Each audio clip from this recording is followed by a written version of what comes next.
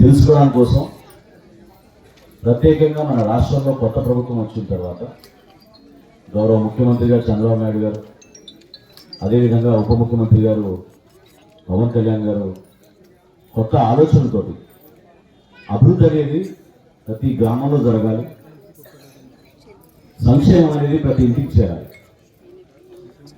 నిజంగా ఇందాక సర్పంచ్ గారు మనస్ఫూర్తిగా పార్టీకి ఖచ్చితంగా మాట్లాడుకోవాలి మనం. ఎందుకంటే ఇప్పుడు ప్రభుత్వంలో ఉన్నాక మన ఓట్ల గురించి కాదు మాట్లాడేది. మనందరం కూడా కలిసికట్టుగా అభివృద్ధి కార్యక్రమాలు చేసుకోవాలి. ప్రభుత్వ పథకాలు ఏ విధంగా మీకు చేరుతున్నాయి, ఇంకా మెరుగైనవి ఏమైనా చేయగలుగుతామనే దానిపైన మేము మాట్లాడాలి తప్ప రాజకీయంగా కాదు. సర్పంచ్ గారిని నేను కూడా మనస్ఫూర్తిగా అభినందిస్తున్నాను. అదేవిధంగా ఎంపీటీసీ గారు మాట్లాడడం నిరాకరించినా కూడా 1500 ఓట్లతో త్రిమూర్తులు గారిని చేయించినందుకు మనస్ఫూర్తిగా మీ అందరూ కూడా ధన్యవాదాలు. ఈనాటి సభకి జాయింట్ కలెక్టర్ గారు రాహుల్ గారు వచ్చారు, ఆయన కూడా స్వాగతిస్తూ మా జిల్లా అధ్యక్షులు, అదేవిధంగా Kakinada rural urban development authority చైర్మన్గా ఉన్న మా బాబు గారికి, ఇక్కడ ఇది చేసిన అందరికీ నాయకులందరికీ, వివిధ శాఖల అధికారులు, మా సివిల్ సప్లైస్ డిపార్ట్మెంట్ నుంచి డిస్ట్రిక్ట్ మేనేజర్ గారికి, అదేవిధంగా డిస్ట్రిక్ట్ సప్లైస్ ఆఫీసర్ గారికి, తహసీల్దార్ గారికి, ఎంపీడీఓ గారికి, అనేక మంది సిబ్బంది, పోలీస్ సిబ్బంది కూడా ప్రత్యేకంగా ధన్యవాదాలు.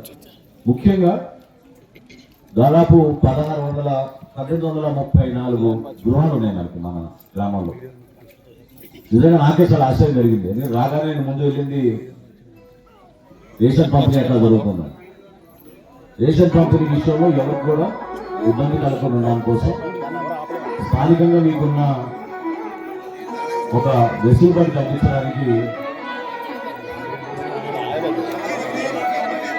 మన గ్రామం 1834 గృహాలకు గాను మనం ఈ రోజున 1682 రేషన్ కార్డులు ఇచ్చాం.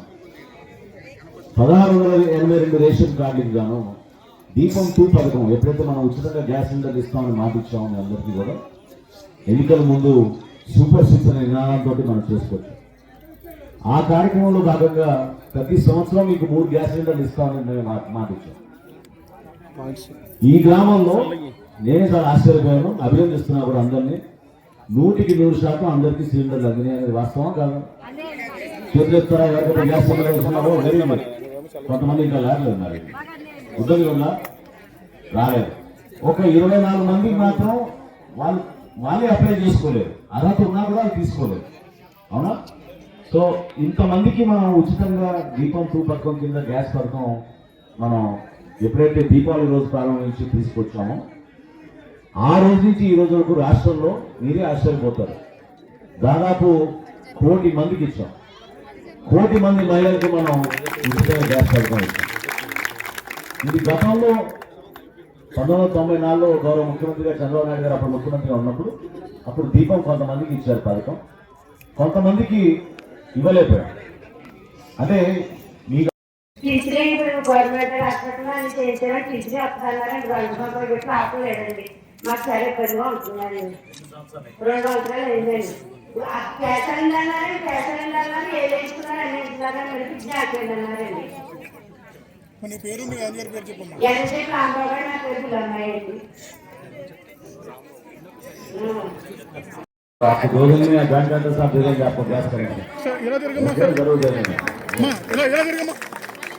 आपका राशन कार्ड है, आधार कार्ड है, जरूर दे देंगे, 2 दिन में दे देंगे आपको.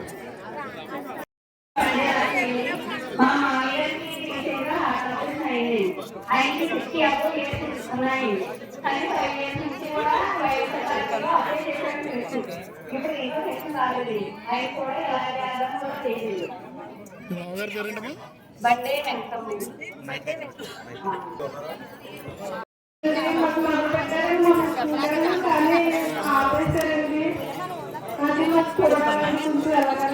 నీ పేరు చెప్పు, నీ పేరు చెప్పు,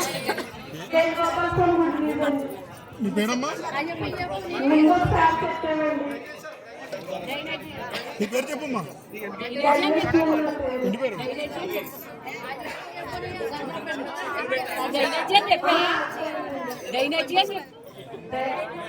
వాటర్ ప్రాబ్లం